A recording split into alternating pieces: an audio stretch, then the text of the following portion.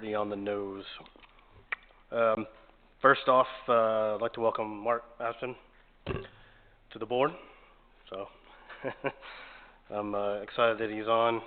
He showed a lot of enthusiasm, so I'm glad you're here. It's good. I have getting over a cold, so my voice is very bad. It's just a cold, by the way. But I'm losing my voice, so sorry about that. I'll be chewing cough drops the whole time. Let's start with director comments. Bonds. I just wanted to welcome Mark as well. Look forward to working with you.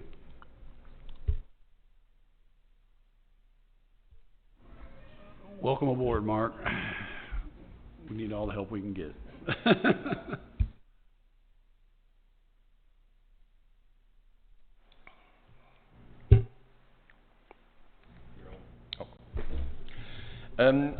I had thought about bringing up the issue about Valero over here, Angels. So maybe we need to reach out to them if they needed any help or kind of get over this hump that they have. And then I saw that somebody got hacked again after they changed all the pumps. So yeah, it rests with maybe it's further back, whoever clears their credit. So maybe we need to revisit that one later. I've reached out to Frontier just to get an idea what it will cost, or maybe they will throw something in about getting some Wi-Fi hotspots around the city. We talked about it previously to have some for the parks and for the city, but let's see what I can offer before we make any decisions. So far, it's just exploratory. Yeah, welcome, Mark. Yeah. Just thank you to City Council for their confidence, hopefully, in me, and I'm looking forward to the opportunity to working with you guys and looking forward to learning what's going on. I've gone back through 2 years worth of meeting minutes, trying to keep up with what's going on. Still have more to look at. I'm looking forward to it.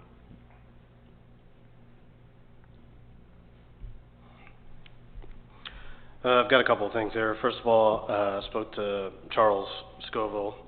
We had approved his little, congratulatory welcome on, your retirement plaque, and he was supposed to get back with me on his exact dates on when he served, and asked him if he wanted to have his counsel on there, and he didn't get back to me for a while, and then finally got back, and then and I told him, I was like, you can put whatever you want on there, we're not going to know, but you have to stare at it if the dates are wrong.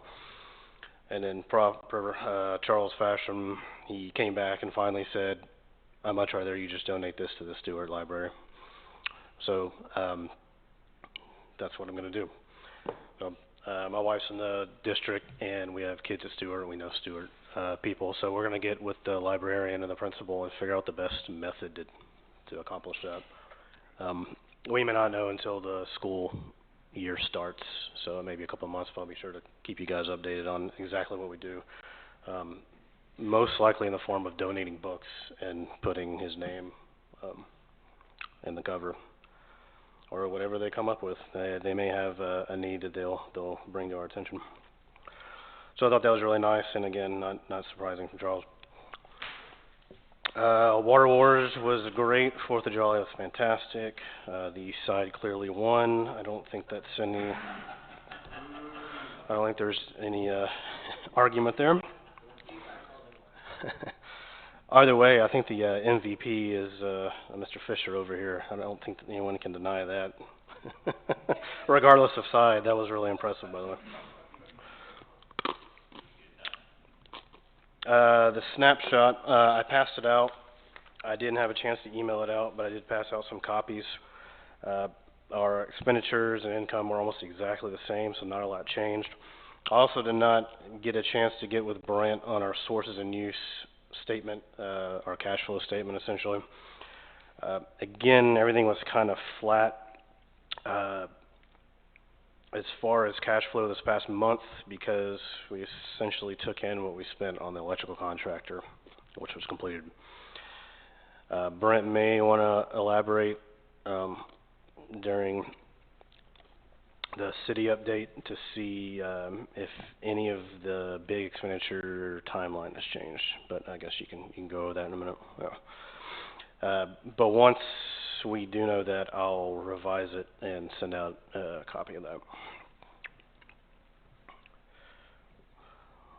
That's all I have. Moving on to scheduled visitors, item number 3.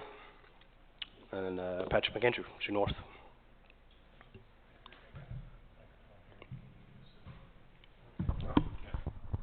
Okay. I guess Brent asked me to come and just kind of give an update on where things stood with our company.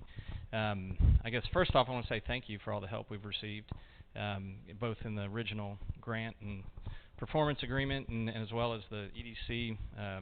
You know, right when the shutdown happened, that was 2020 was quite a year. You know, I guess all we can say now is we survived it. But we're thankful to still be here and kind of through that help. And but business otherwise is going very well.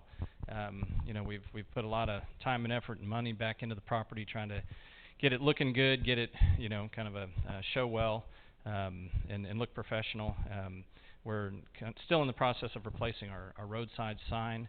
I think once we get the final sign off from Centerpoint on digging, that's ready to go in. So I think that's the last bit of eyesore that we're dealing with on the property. But otherwise, if you guys have any questions, I'd be happy to answer them.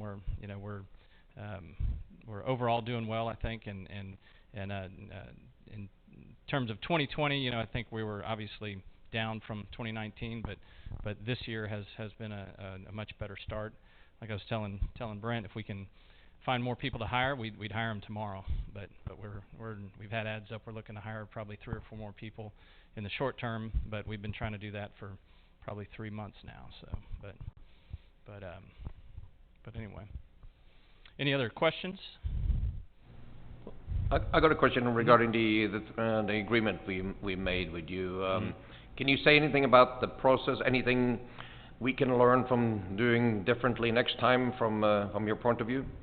I'm not saying we can, but I'm just I want to know your feedback for how that was. There was 2 parts of the deal. I think there was the grant and then the matching money that you know we had to put in, and I mean I think all of that went really well. I have no complaints about it. The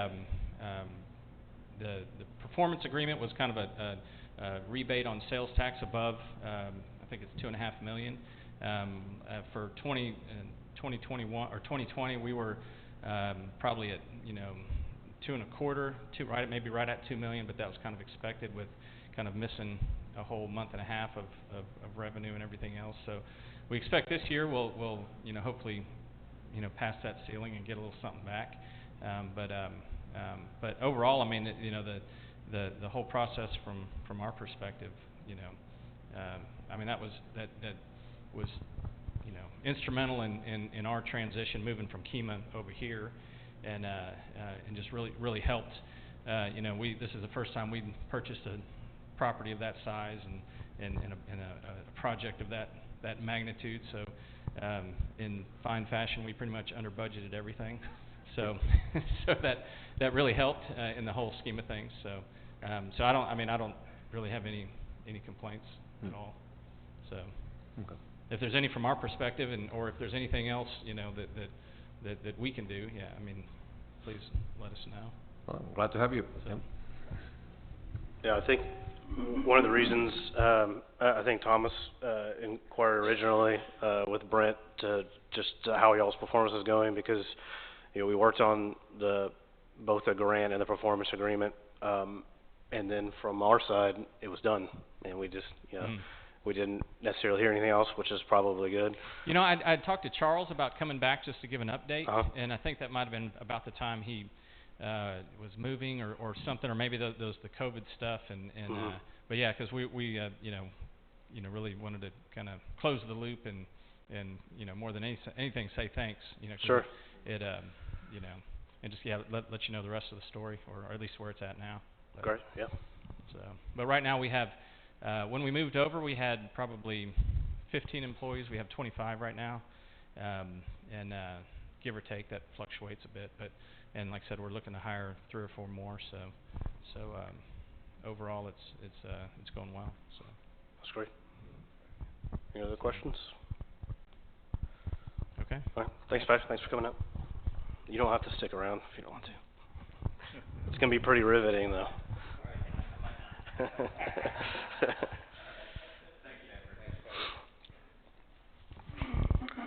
Moving on to item 4, any unscheduled visitors?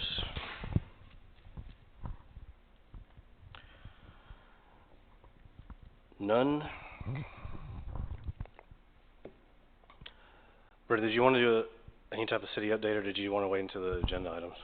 I do have a kind of a minor city update. We had inquiry from Specs. They inquired about changing business locations, and they are going to be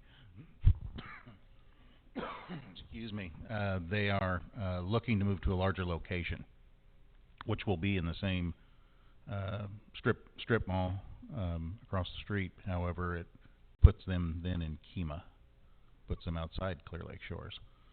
So potentially we'll have another business that would have to occupy that space. I don't know what their timeline is. I just was informed that by a building official, and that they were inquiring about that. I think they reached out to ask what they needed to do with building permits, and that's first we heard about it. So just so you're aware. Yeah. Okay. What location is bigger than that? That's farther. It'd be the Pier 1, prior Pier 1 location. That's right. That makes sense, actually. It's at I think the Beauty Supply Company. Yeah. It's an odd boundary line. It continues out the back of the building.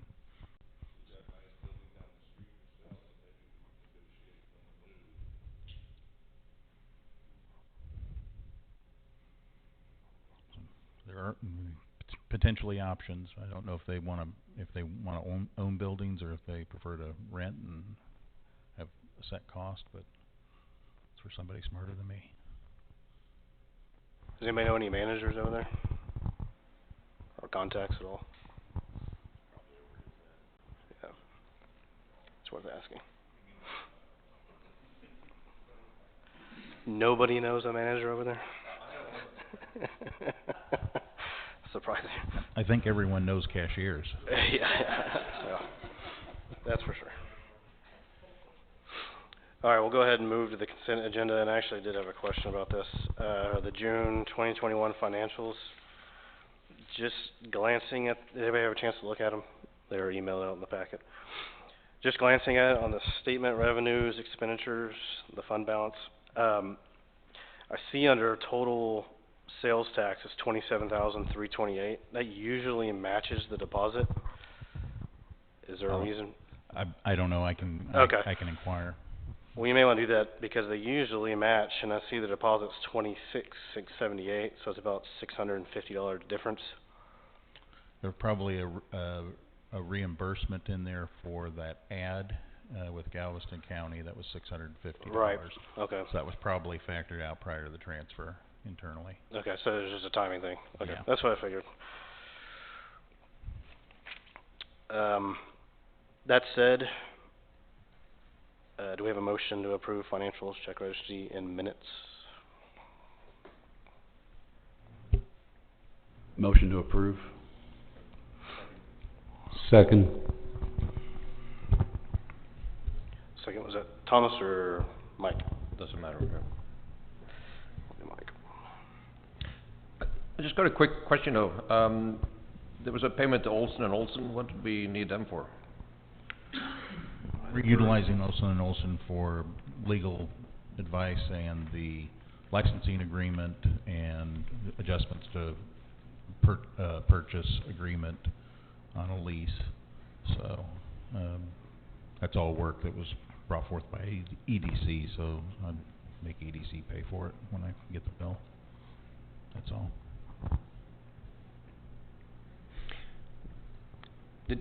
Are we going to vote, or, I mean, I see City Council does it differently now. When you have a consent agenda, if there's no objection, it just passes. How do you do that? No, yeah, if there's a more efficient way to do it, please, by all means, I'm open. It's just where if you want any items pulled, they can pull. If not, then does everybody have any objections? If they don't, then Okay, so you'll need motions and seconds. Well, we already have them, so let's vote. All in favor? All right, unanimous. Sounds good for next time, though. I'm game for that. All right, item number 6, update on the status of Daniel Drawer Road. It says Daniel Drawer Road, it's actually Daniel Drawer Avenue. Made that correction with Galveston County today. Just so you're aware, there is some activity taking place with this. This week, they anticipate having the bid packet sent out from Galveston County. They wanted to confirm the name, that's how I got to talk to them. There is a non-mandatory pre-bid meeting on July 27th at 11 a.m. It's going to be either in the purchasing department at county or via Zoom. The bid opening is scheduled for August 12th at 2:15 p.m. and the award contract tentatively is on the Commissioner's Court agenda for August 23rd. So a little over, looks like 5-6 weeks. We'll have some resolution on this and hopefully be moving forward. And it's all, everything's in their court right now. We've completed the duties that we needed initially and moving forward with progress.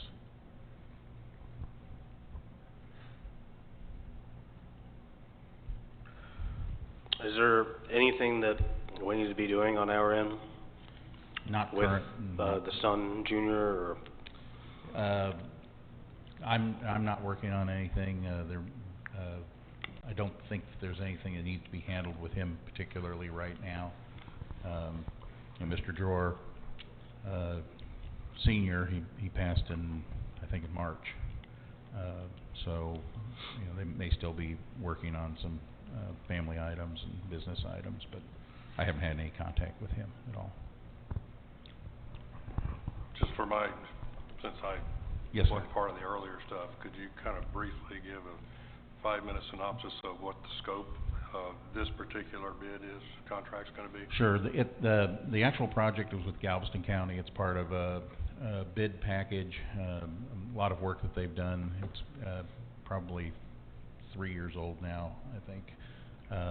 This is, I think, the last project to be completed, and it is a cooperative effort between City of Kemah, Clear Lake Shores, and Galveston County, with Galveston County being the funding mechanism and the builder, and the intent is to turn it over to the cities. So this is a connector road that will run from Hanson Road, where you go next to Home Depot and you make a turn to the east. There'll be an intersection, a 3-way stop, crow's foot, that will allow you to continue straight down to 518. So it'll be a connector road that runs through that large undeveloped pasture land right now. And so there'll be a 2-way stop, or 1-way stop, I guess, coming out on the north end. On the south end, it will have it's planned for a signalized intersection. And so part of that work is to remove the concrete island that's in there with a protected turn lane and make it a 4-way. So then it will also continue through and connect up to that new road that's connected back to 146.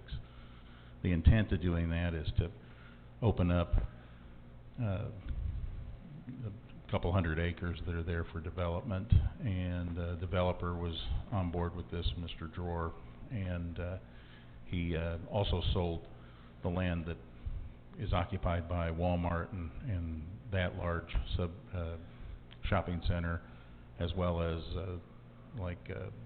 everything on the north side was his as well. So he bought that land from Mr. Hanson, the original farmer of all of that, so 30, 40 years ago.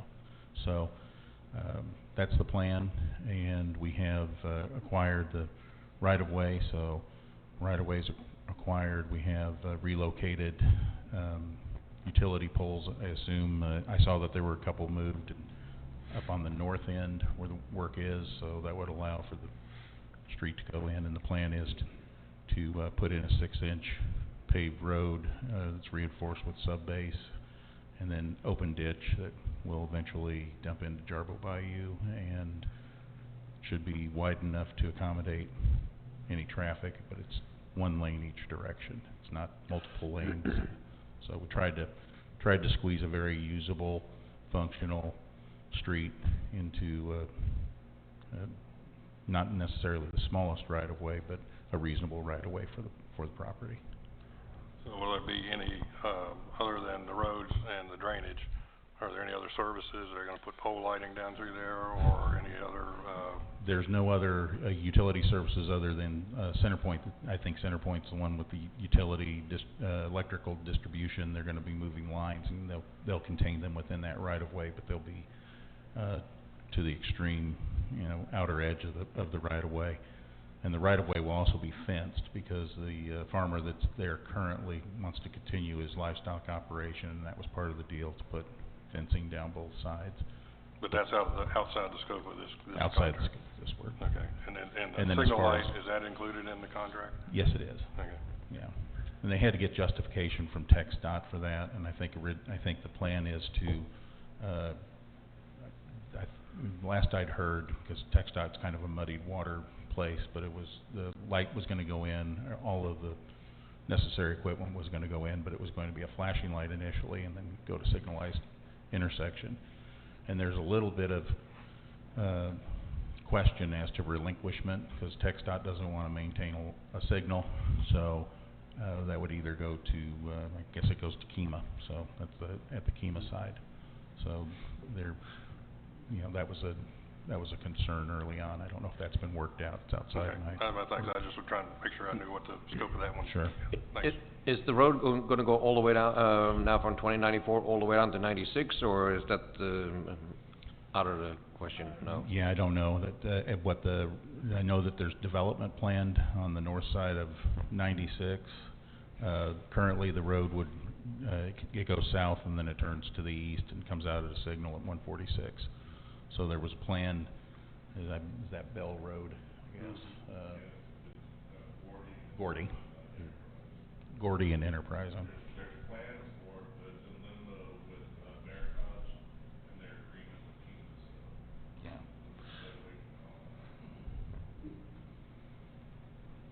They've hit some burbles and,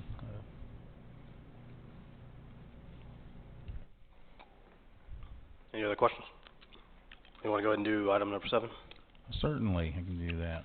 Update on Shell Bottom Park, Texas Parks and Wildlife Grant. We're moving forward with that. Was hopeful to have a preliminary design today. I've reached out to the engineering company, sending me emails, and didn't have any response, but it's not uncommon this time of year with people traveling and out of town. But we've got the surveying done both in water and on land, and evidently they've worked to the point where they have preliminary design almost ready to go. When I talked to him last week, he thought he'd have it by the end of the week, certainly this week. So just as bad timing goes, and we don't have it. But the plan on this grant, it is a reimbursable grant through Texas Parks and Wildlife Division. It will allow us to make improvements and make that a public ramp. It already is. However, it provides the necessary funding through a reimbursable grant to improve the ramp, the parking surface, some lights, and then also 2 piers. So the plan is originally to have 2 L piers, one that replaces the one that's there currently as an L, east and then going north, and the second one will be south of the ramp, go east and head south. However, it won't go out as far. It'll be about 3/4 the length. So that's the original plan. And then as far as the parking surface goes, we'll probably, I think when we priced it out a few years ago, it was concrete was the chosen path. We have some challenges with, again, with drainage that they're looking at, and we have some existing structures that they can utilize. But, you know, just because they're putting in a drain doesn't mean it's not going to flood. It will continue to flood in high tide events and things like that. But Randy, can I speak up just a little bit? sure. Sorry. High tide events and so forth will still flood the parking lot, but that's what we're working towards. When do you think is reasonable to think is gonna be done?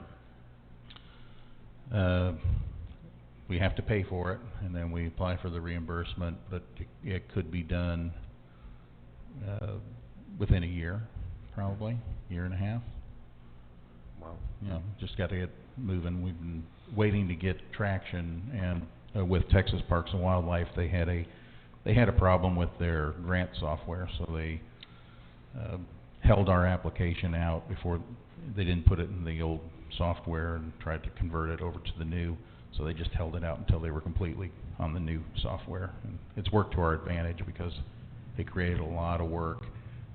There's a lot of problems in that, and it affected their entire history of every project. So fortunately they had a lot of people that could work from home during COVID to sort that stuff out. But while we're discussing it, we had the first payment of about 25 grand as far as the cash flow is concerned. yeah, Do we need to, obviously, do we need to move it around, and what do you suggest? that 25,000 will be for the engineering. So I think that's reasonable. That could be within 60 days. You know, we'll get an invoice today. We'll wait 30, but should be within 60 days. That should come out. Okay.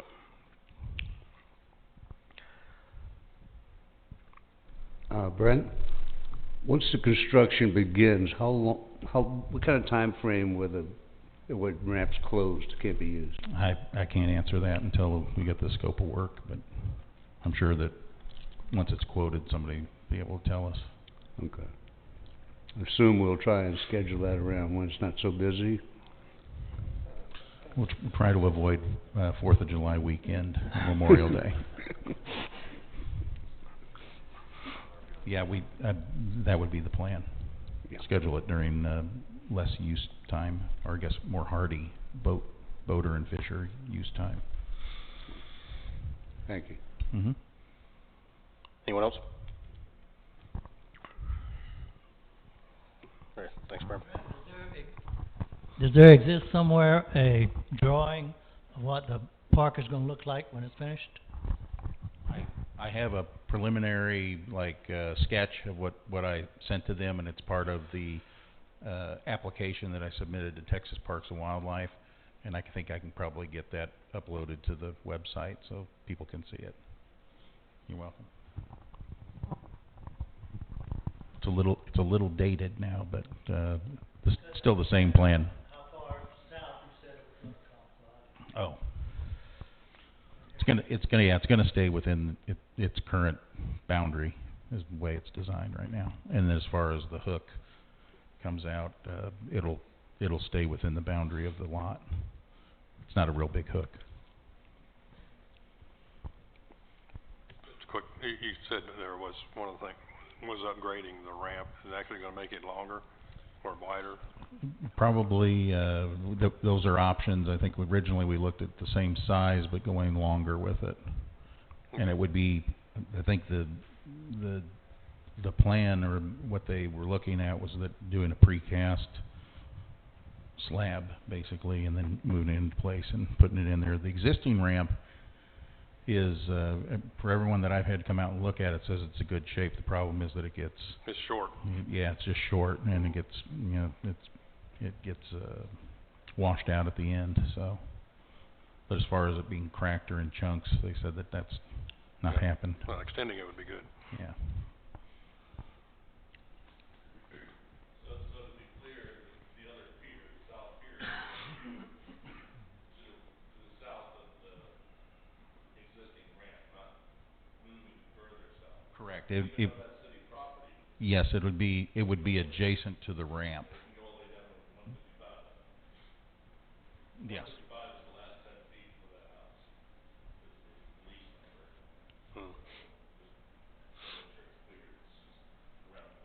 Yeah, it would just be on either side of the boat ramp out. One comes up short, one continues out longer. And as soon as they know more, we're planning to put everything on the website, drawing and Gantt chart and schedule.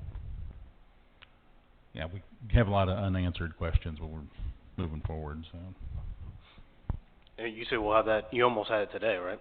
Yeah, So yeah, it'll be soon. yeah, Okay. it'll be very soon.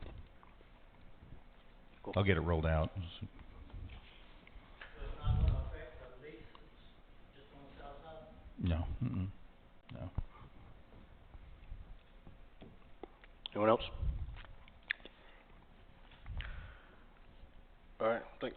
We'll Thank move to, item number 8, discussion and possible action regarding applications and recommendations to City Council for the open EDC position. Here we are again. We only had 2 applications this go round, and it was Jesse Young who's here and Ronnie Richards. I think much like before, council is just kind of looking for us to discuss and make a recommendation or not make a recommendation, just for discussion, so. Want to make a motion to start discussion, anyone? Sure, I'll make a motion to discuss.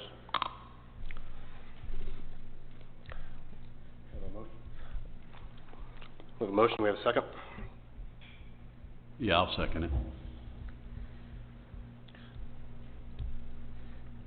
Any discussion? Well, Ronnie is not here, so he kinda lost out, huh? I think he's on a cruise. He is, he's on a COVID cruise. Exactly.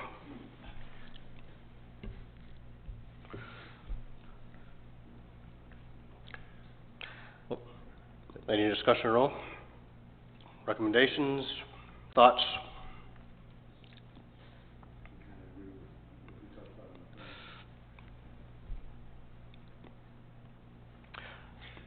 We're in a unique position because Ronnie's gonna help us anyway. Well, he even said as much. Right, so yeah, it is tough because everyone appreciates new perspective, new blood. And then, you know, Ronnie has his abilities to navigate and his networking abilities, and you're right, to a degree he will help. But also, I think Ronnie has the advantage to be able to, you know, help us out with day-to-day activities. You know, if we ask him to take meetings and do his Ronnie thing, I think he'll be good there. And losing Charles and also Amanda now, who kind of knows the workings of the local government, I think that has some advantages.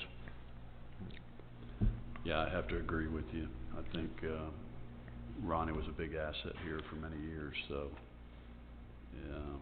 if we could get him back on board, I think that'd be more advantageous for the entire community, really. Right, I think so, and not to take anything away from Jesse, I know you're serving on other boards, and I think you'd be great, but just the unique situation we're in is a good way to put it.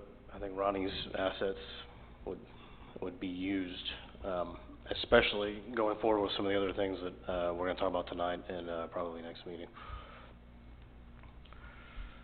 Okay. If anyone I would makes to make concur. any official motion, you know, feel free.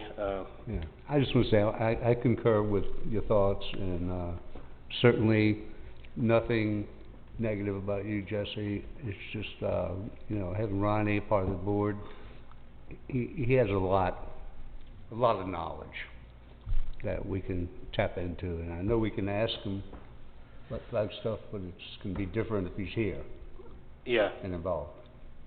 right, we can put him on the hook for stuff. Yeah. Well, and you know, the caveat is that Ronnie served on the board. He's there and in an assistant capacity really for us, whether he serves on the board or not. So, and I don't know, Ronnie's really intention is to serve on the board if he really wants to. I mean, is that, or is he just giving us his backup? I had You know. couple conversations with him, and he is very enthusiastic about serving Is on the he? board. Okay, I wanted to make that clear as well. okay. Well, I wasn't too sure. I hadn't talked to him in a while, but, okay. I made sure to use the verb serve too.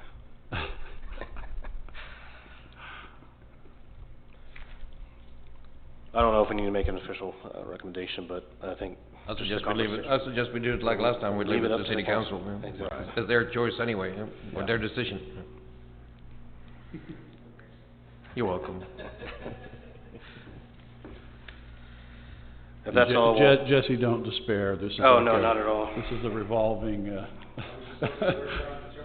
right. we may be doing this in a month, so same conversation. If that's all, we'll move on to the next agenda item.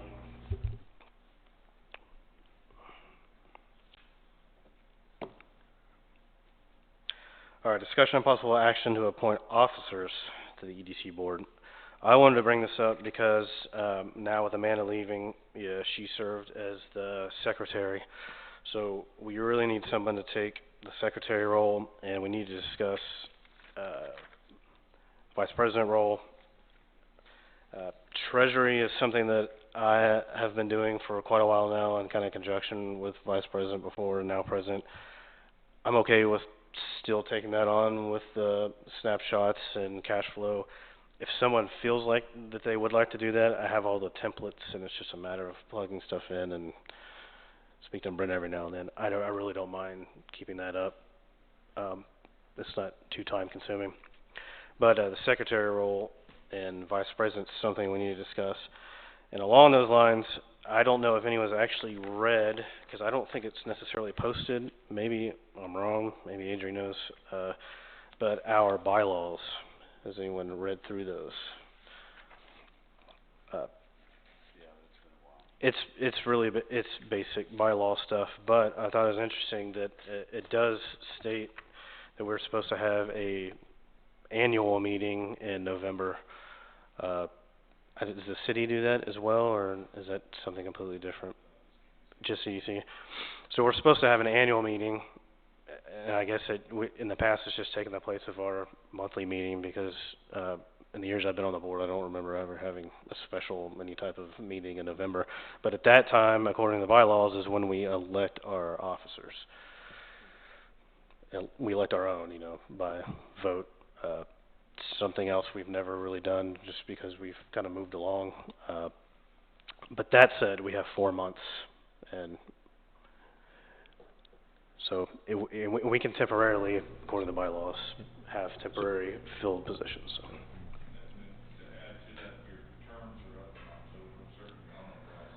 It's just Joe's. I believe that is, and I'm not really sure how that works because the other one is Amanda. So we haven't been good at, so each year when terms come up, we have to reapply and go through the process. October, you're on the board, and that's why November you elect the officers in case we have a change. Right, okay. So yeah, now that we have interest, we need to pay better attention to reapplying when our terms due. The council gets to appoint again and approve,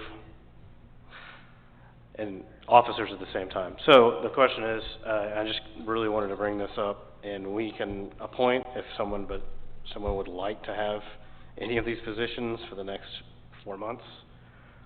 I don't necessarily want to be the secretary, treasurer, and president. I know you were secretary before, Dawn, so you kind of get a little bit of a pass, but if you would like to be the secretary for 4 months. But Joe's not here, so Joe's not here. we can volunteer him. We can volunteer him if we would like to. I volunteer Mike Pons. I'm happy being concert man and sidewalk man. That wasn't in the bylaws, but we don't necessarily have to do it tonight. I've been taking minutes, and I'll go back and I can do this month. But if anyone is interested in VP or secretary, you can let me know now or later. Thomas, I know, did you have a little bit of desire to be VP? I'm the secretary on the roads and drainage, so I'll volunteer, I can volunteer for the other one if you need one. Okay. Does anybody have any thoughts about Thomas being vice president?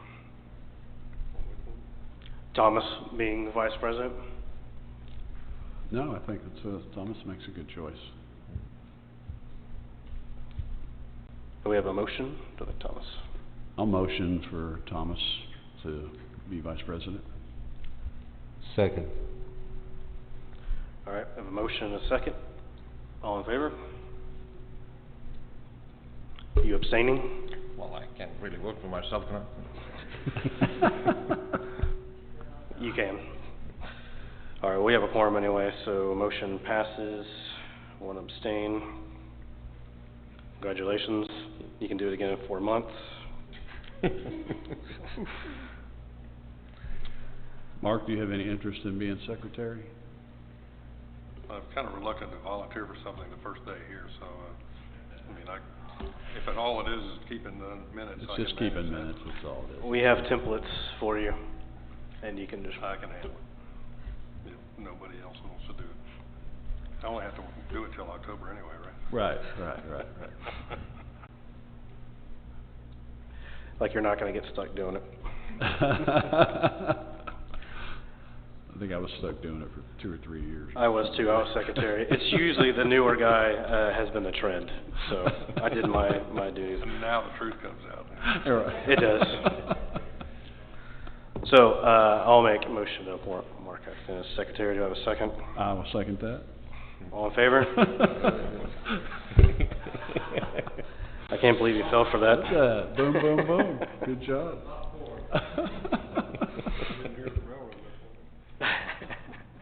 All right. Moving on, item number excuse me. Item number 10, discussion and possible action regarding Visit Bay Area Houston CVB. Yep, that was quite interesting. I looked up that website site. I didn't even know it existed. Right. There won't be any action on this tonight. Just discussion, and I'll keep this to a minimum. There's a lot to discuss here. It's probably going to be on next month or maybe even the following month. But initially, this was sparked by Ronnie, who suggested that Adrian and I attend was it the annual? It was the State of Bay address at Lakewood a couple of weeks ago. It was just an hour and a half long presentation. A lot of people were there. I think Adrian and I both came away very impressed, and I think it's a really great opportunity. I didn't necessarily know what it was going to be like until we were there.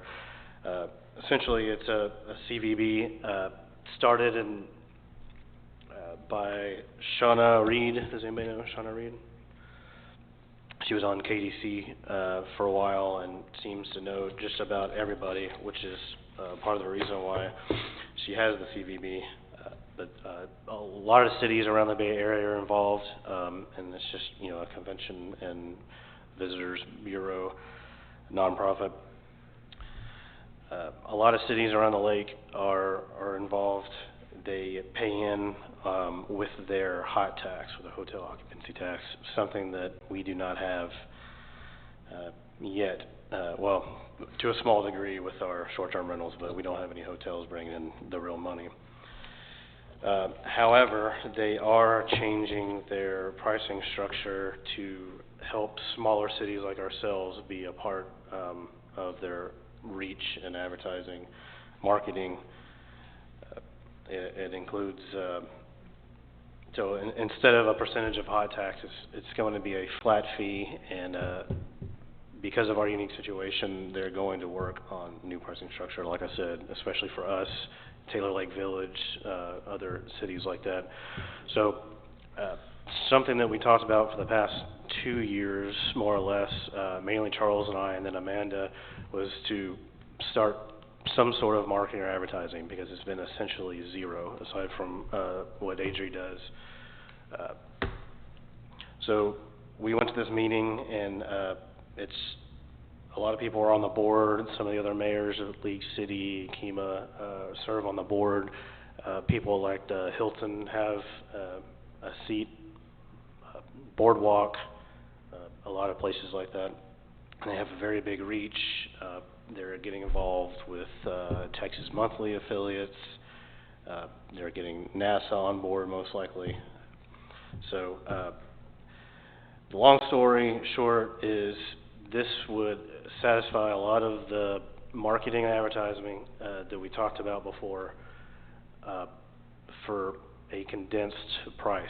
So remember when Amanda brought up, a third-party advertising firm and, you know, budgeting $80,000 to $100,000, and it's something that we decided was probably not necessarily in our best interest at the time.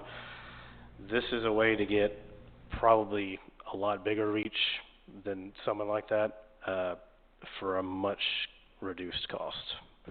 So, Ballpark, what's the current budget in total for a year? what's our budget? No, this Bay Area. I'm not sure what the total budget is. That's something that we can ask. She, Adrian and I had a meeting with her a few hours ago, actually, before this, and it was a really great meeting. She would like to come speak, and I think a lot of questions would be answered, having her come in and speak. And again, they're working on a few things to allow cities like us to be able to afford to come on board. Because at the moment, you know, we're just completely priced out without having any real hotel occupancy tax.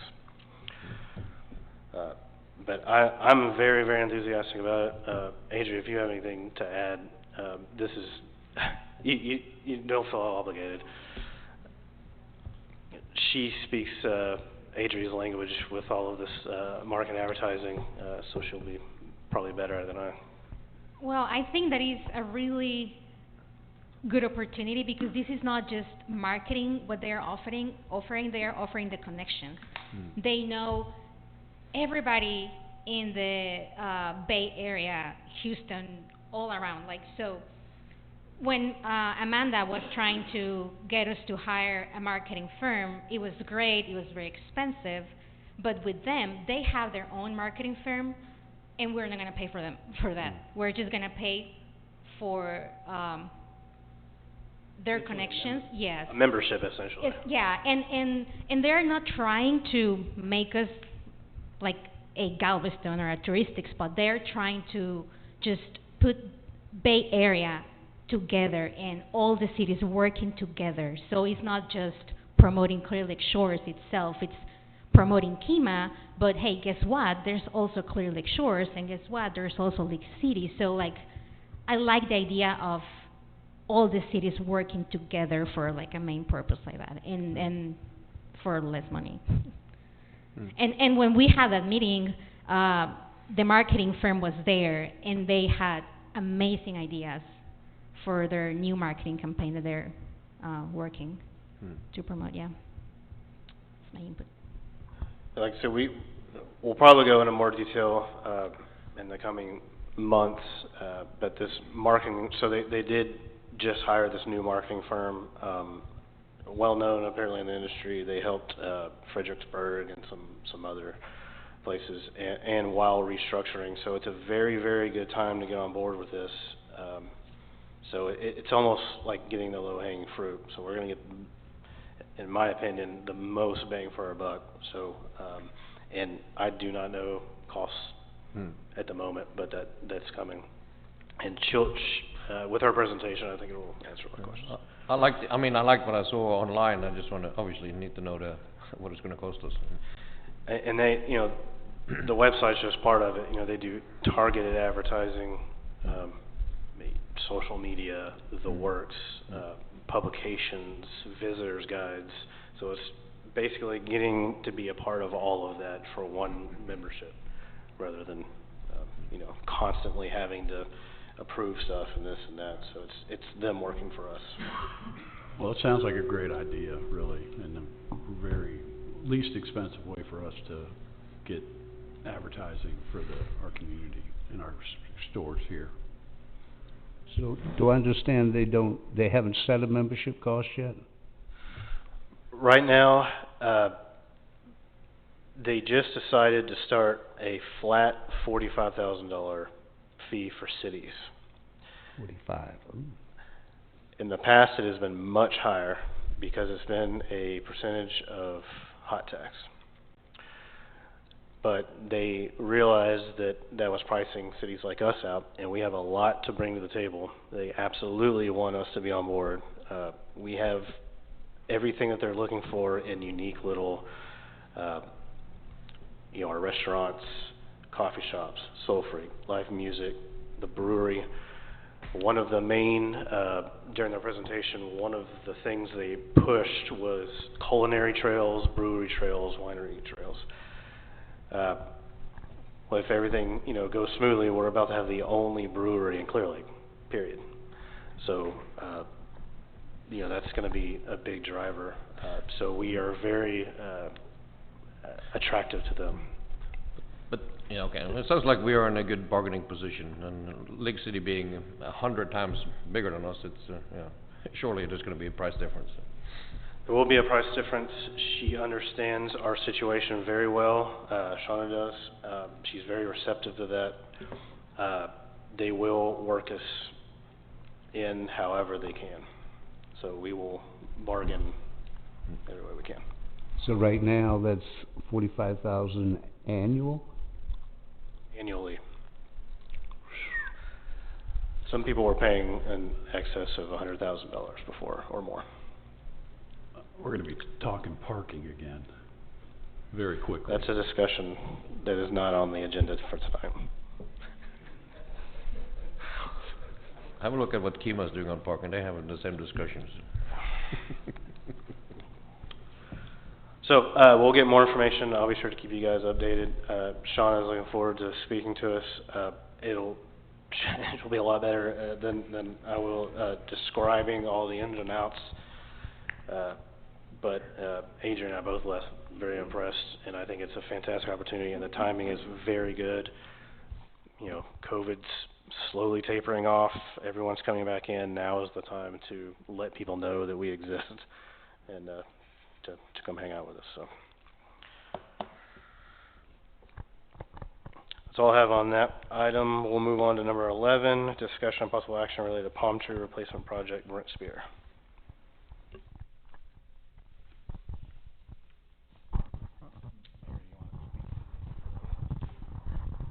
I'll have the mayor fill you in, but I've also requested some proposals from 2 other companies. I haven't received those yet. The one proposal was in your packet, and I'll let the mayor explain the logic on this. Yeah, good evening, EDC. So just had an opportunity, this is the people that were doing the project over at Mark Massey's house, Riviera Landscaping, so I met with them and working with Brent, so just trying to get things going. And I know Mr. Slusky was wanting to see some stuff, so I just wanted to get one proposal in front of y'all just to start the process. Just on this alone here, we have about 60 trees that need to be taken down. And even though our Public Works Department's doing an excellent job of pulling some of those down, this whole thing includes pulling about 60 trees, which means cutting them down, pulling the bulb out of the ball out of the ground, and then planting pairs of trees throughout the around the island. And you can see the prices there with the Madrule versus Sylvester date palm and then the Florida sable palm. So you can do a mirage of mixture there they recommend, and then we just have to pick where they go. We can also work something where not leaning on EDC all the way and not leaning on the city all the way, but do a 50% fund where we work with the leaseholders and see if they want to put some money towards this. But that all needs to be worked out. I don't have the answer or solution for that, but something to discuss and consider. Or we can just make it a complete turnkey project and they come out and do all of that. And certainly encourage looking at other prices because this could be way overpriced. They did have all these plants in stock here. And, you know, I don't know what the prices are gonna do a year from now, but that's one of the things I was pushing for is let's wait. Let's not move too fast on this. We put tape around some of the trees, and I think some of them even started to grow. So we'll reassess that, but eventually we gotta get those other ones down, and, so that they don't fall on any of the assets. As Joe Shulsky, has he been part of this at all? He was talking to somebody about trees earlier.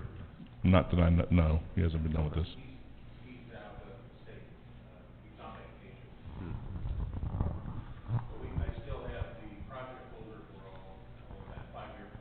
Yeah. Is this price, are these prices here for the, where it says 2 palms, and all the different species, the 4 different species, does that include removal? Yes. So they put all these in it as pairs. Is that 2 separate trees, or is that one root ball and That's, 2 trees coming that's on? two separate trees that can be planted together, or separately. A little confusing the way they wrote it up. It is, and I said the same thing, but the language varies a little different. Did they offer an average height on these trees, or are we gonna get 3-foot ones or 20-foot ones? I don't know, I can go back, I think they're 15 foot.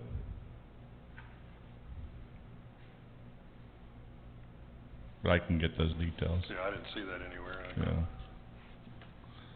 Well, you can see them there in the picture, they look like about 20 feet tall.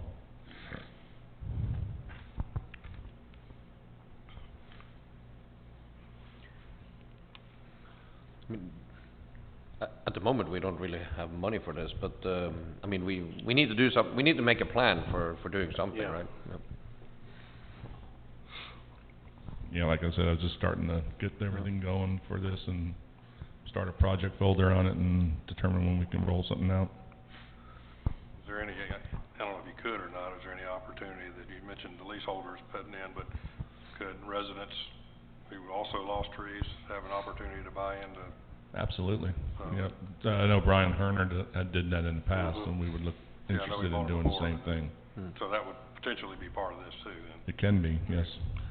I just had to give them some numbers to quote to, and we knew that there were 60 trees that need to come down, so that's the reason for the 30 pairs. Was there any committee or anything formed when Herner did that? Does anyone know or remember? I didn't know if there was already a group of people that kind of spearheaded that, because there was some logistics involved, and I know there's obviously going to be a lot more here. My recollection was they brought a whole bunch of them down here. And just to- had come- and everybody just first come, first served, until they ran out. Yep. Yeah, something that I was thinking is we could color code them, and for certain areas around the island, that's where we were working with the specialists, is where certain trees should go, so we have some type of, you know, setup plan. Right. But at the end of the day, just having trees around the island, I think is important. Do we want to get into the details of a date palm here and a Magellan Dole here and all that stuff? I mean, I don't think anybody really did that in the first place. So. But on a price per tree basis, as long as it includes removal, it's not bad. But, I'd like for, you know, to compare it with what Joe did earlier, so at least we have some benchmark, huh? Yep, absolutely. So I know the arborist mentioned the Majoles and how she didn't necessarily think that was the greatest tree. Yeah, I don't know if that needs to be taken into consideration. Because I know they talked about them in here, but, you know, we haven't had the best luck. Yeah, the Majoles are not salt tolerant as much as like the sable palms. Right. You go down to Florida and stuff, there's sable palms everywhere. I know she recommended the Texas sable and Florida sable. Florida sable, yep. The date palm will just give you a more lower spread to have a height to it and a lower contrast to it. Up front, Brent, do you remember which ones that we lost up front during the freeze? We lost, we had one Majule that snapped prior to the freeze, and we lost 3 on the backside of the parking lot. I don't know what the species was. We had 3 that were lost on the backside of the west parking lot along Aspen, and I don't know what the species was, but we had one that snapped that was a medjool. And, medjools are, you know, they're majestic, they're beautiful, they grow, but they're really a desert palm, and, you know, we're kind of in a weird spot. It feels like a desert a lot of the time, but, we get a lot of rain too. And, with our, you know, location close to brackish water and salt water and all things marine, they're not the best choice. I think the biggest lesson, at least for me, when the specialist was here, is how to care for them. And usually people overwater them. That's the biggest issue. They rot because they get too much water. Yeah, we've cut back on our watering. They were put in with the subterranean watering system, so it was done. We didn't have a drawing for it, but we located that it does have the subterranean, so it's not coming up. But we had to adjust sprinkler heads to hit the foliage on the top, and that's not good for a palm tree either.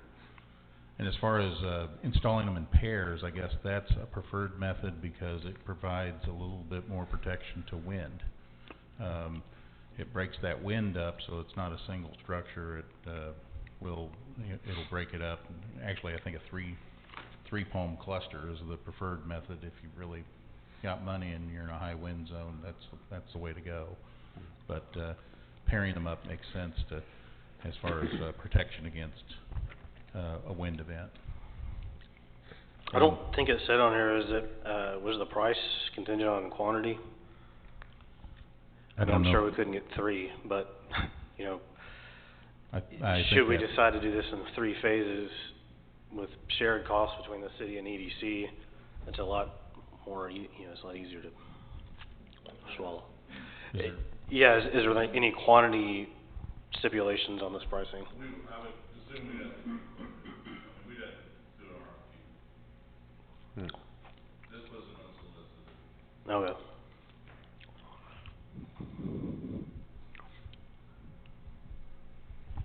And the palm market is like everything else. It ebb and flows, and depending on what inventory is and who's getting bad weather that's growing palms and who has good weather that's growing palms. And I guess there are places you want to buy from and there are places you don't. I think a palm tree is a palm tree, but no, if it's growing in South Arizona, you may not want that palm tree. You may want the one from Florida because it grows differently and it's acclimated differently. So, or North Mexico or wherever they come from. So did we figure out how we're going to figure out the logistics? Is this something that the city's gonna spearhead and we may help fund, or are you looking with EDC to manage the project? Just bringing this forth for maybe some consideration and see if there are some brainstorming ideas where we can make something like this happen. We do have that 5-year plan. Right. 5-year plan identified an investment of somewhere between $25,000 and $30,000 per year, and that gets you, whatever, 10 or 12 palms, and they are split by species. They're not all the same, and there's a plan to that. And the plan works because you want to replace your palms on a rotation. You don't want them all to go in the ground in the same year, and then you get a bug and it jumps around, or you get a wind event and tears them all out when they're not anchored. So staggering that makes sense. But our immediate need right now is about 60 palms around. When I did the counts and we did the cleanup, we were at about 104 different plants. Some of them were little palms, some were big, but that's what we lost. So it wasn't an insignificant amount. And insurance doesn't cover a temperature event, so we lost out there. I think, like everything else that we'll probably discuss, it's going to come down to our cash flow, and it's time to look into this. Absolutely. Which is all hinges on 2 projects, essentially. The boat ramp and the Daniel Drawer Avenue. I'll get it right eventually. Thanks. Thank you. Anybody else have any questions?